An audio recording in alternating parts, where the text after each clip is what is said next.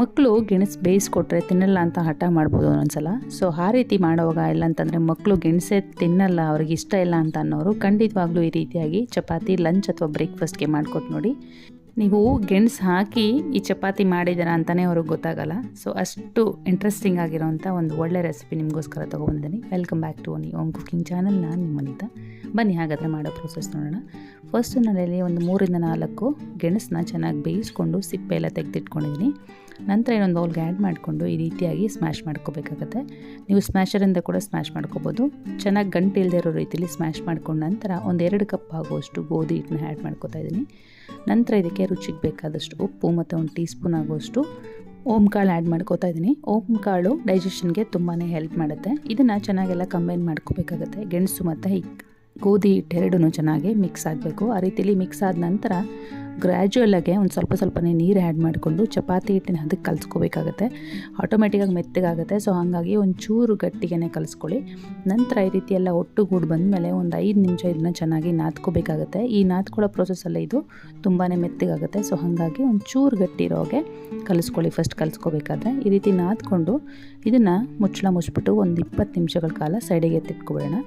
ನಂತರ ಈ ರೀತಿಯಾಗಿ ಒಂಚೂರು ಪೌಡರ್ನ ಸ್ಪ್ರಿಂಕಲ್ ಮಾಡಿಕೊಂಡು ಚಪಾತಿ ಎಷ್ಟು ಬೇಕೋ ಅಷ್ಟಕ್ಕೆ ಹಿಟ್ಟು ತೊಗೊಂಡು ನೀವು ಈ ರೀತಿಯಾಗಿ ಲಟ್ಟಿಸ್ಕೋಬೇಕಾಗುತ್ತೆ. ಒಂಚೂರು ಅಂಟ್ಕೊಳ್ಳುತ್ತೆ ಇದು, ಅಂದರೆ ಮಣೆ ಅಥವಾ ಈ ಕಲ್ಲಿಗೆ ನೋಡಿಕೊಂಡು ಒಂಚೂರು ಡಸ್ಟಿಂಗ್ ಮಾಡ್ಕೊತ ಈ ರೀತಿಯಾಗಿ ಒತ್ಕೊಳ್ಳಿ. ನಾನು ಕಂಪ್ಲೀಟಾಗಿ ಈವನಾಗಿ ಬೇಕು ಎಲ್ಲ ಚಪಾತಿನೂ ಒಂದೇ ಸೈಜಲ್ಲಿ ಅನ್ನೋ ಕಾರಣಕ್ಕೆ ಒಂದು ಮುಚ್ಚಳ ತೊಗೊಂಡು ಎತ್ತಿ ಕಟ್ ಮಾಡ್ಕೋತಾ ಇದ್ದೀನಿ. ನೀವು ಬೇಡ ಅಂತಂದರೆ ಸ್ಕಿಪ್ ಮಾಡ್ಕೋಬೋದು ಈ ಪ್ರೊಸೆಸ್ನ. ಇಲ್ಲ ಎಲ್ಲ ಒಂದೇ ಸೈಜಲ್ಲಿದ್ದರೆ ಚೆನ್ನಾಗಿರುತ್ತೆ ಅನ್ನೋದಾದರೆ ನೀವು ಈ ರೀತಿಯಾಗಿ ಕಟ್ ಮಾಡಿಕೊಂಡು ಸೈಡಿಗೆ ಎತ್ತಿಟ್ಕೊಳ್ಳಿ. ನಾನು ತೊಗೊಂಡಿರೋಂಥ ಕ್ವಾಂಟಿಟಿಗೆ ಒಂದು 15-20 ಚಪಾತಿ ಆಗಿದೆ. ನೀವು ನೋಡಿಕೊಂಡು ಕ್ವಾಂಟಿಟಿಗೆ ಐಟಮ್ಸು ಕಡಿಮೆ ಅಥವಾ ಅಡ್ಜಸ್ಟ್ ಮಾಡ್ಕೋಬೋದು ಕನ್ಸಿಸ್ಟೆನ್ಸಿಗೆ ತಕ್ಕ ಹಾಗೆ. ನಂತರ ಚೆನ್ನಾಗಿ ಕಾದಿರೋಂಥ ಪ್ಯಾನ್ ಮೇಲೆ ಈ ಚಪಾತಿ ಆ್ಯಡ್ ಮಾಡಿಕೊಂಡು 2 ಕಡೆ ಎಣ್ಣೆ ಸವರ್ಕೊಂಡು ನಿಧಾನಕ್ಕೆ ಬೇಯಿಸ್ಕೋಬೇಕಾಗುತ್ತೆ. Medium to high flame adjust ಮಾಡಿಕೊಂಡು ಒಳ್ಳೆ ಗೋಲ್ಡನ್ ಕಲರ್ ಸ್ಪಾಟ್ಸ್ ಎಲ್ಲ ಬರೋವರೆಗೂ ಈ ರೀತಿಯಾಗಿ ಚೆನ್ನಾಗಿ ಬೇಯಿಸ್ಕೋಬೇಕಾಗುತ್ತೆ.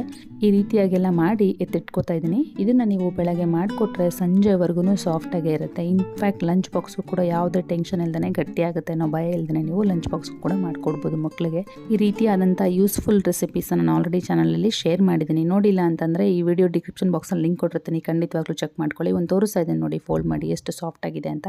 ಸೊ ಇನ್ನಷ್ಟು ಈಸಿ ರೆಸಿಪೀಸ್ಗೋಸ್ಕರ ನನ್ನ ಚಾನಲ್ ಸಬ್ಸ್ಕ್ರೈಬ್ ಮಾಡಿಕೊಂಡು ಪಕ್ಕದಂಥ ಬೆಲ್ ಐಕಾನ್ ಕೂಡ ಆಕ್ಟಿವೇಟ್ ಮಾಡ್ಕೊಳ್ಳಿ. ಹಾಗೆ ವಿಡಿಯೋ ಯೂಸ್ಫುಲ್ ಆಗುತ್ತೆ ಅಂದರೆ ಫ್ರೆಂಡ್ಸ್ ಮತ್ತು ಫ್ಯಾಮಿಲೀಸ್ ಕೂಡ ಖಂಡಿತ ಶೇರ್ ಮಾಡ್ಕೊಳ್ಳಿ. Thank you.